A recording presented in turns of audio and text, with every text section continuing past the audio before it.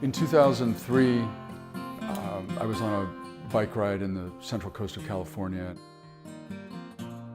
So we had just come down this, technical downhill, and we could see Solvang in the distance. I mean, this was just, 10 miles away from our destination of this multi-day ride.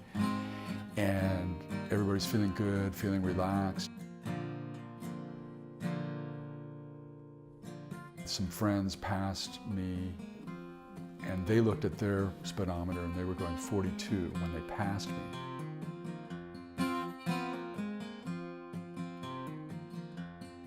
I stood up in my saddle and began pedaling, and I think it was about the second revolution, the pedal just came off the bike. So I was going 40 miles an hour, and the first part of my body to hit the pavement was my head. So I just led with my head, just boom.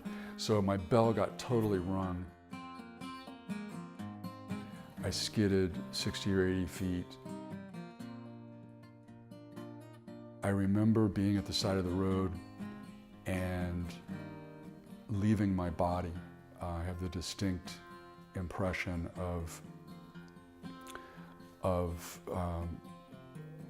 moving away from my body and seeing the whole scene from 50 feet above, and then 100 feet above, and then 200 feet above. And I could see my body, I could see the bike, I could see my friends, and I could see a light and feel a light.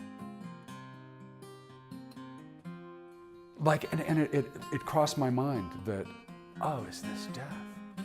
It was just this like, wow, am I dying?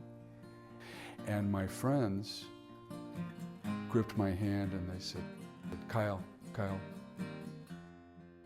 stay with us here. You're not going anywhere. And then I came back into my body, and then the pain, because there was this peaceful feeling of just lightness and weightlessness, and so when they brought me back, I was not prepared for the next 7 or 8 years of feeling bad. Migraine headaches, anxiety attacks, panic, benign positional vertigo.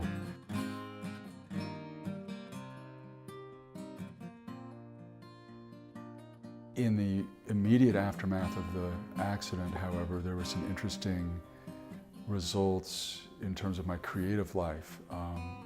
Somehow this blow to the head and this brush with mortality seemed to unlock some places that hadn't been accessed before, and the songs just came pouring out.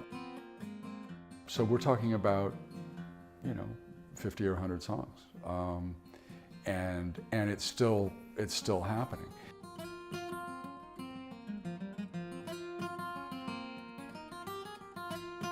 My mother always said that I had a hard head, and I remember that, and not metaphorically. I mean, because there were other kid skirmishes over the years. When you're young, you fall out of a car and this and that and stuff. And she goes, "Well, thank God you've got a hard head."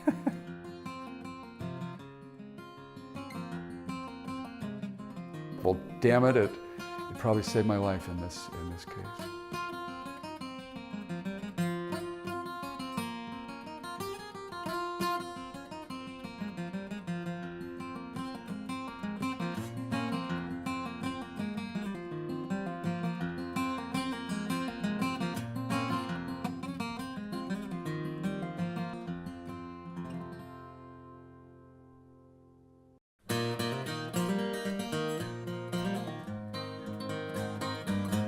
One of the turns my creative life has taken in the last 5 or 6 years has been setting poetry to music, and specifically the poetry of W.B. Yeats, a great Irish poet. I whispered, I am too young, and then I am old enough. Wherefore I threw a penny to find out if I might love. I was on tour with the Gas Men in Ireland in 2010, and we were mostly in the West, you know, Galway, County Mayo, County Clare, and many of the places we would, you know, be passing through, there would, you know, be a plaque, you know, that you know, W.B. Yeats wrote here, and I began really noticing that his spirit and presence were in these areas that we were playing music in. So when I returned to California, I would just open, you know, a book of his poetry and begin singing these as if they were songs. I mean, it just kind of, you know, some kind of weird channel was open. Till the stars had run away. It was, you know, initially completely effortless. It was not, it's like it was choosing me as the musical vehicle for these great poems. I think that spirit definitely informs my approach to music. I mean, creativity is, I think, why we're here. I mean, it really makes life worth living. Loops of her hair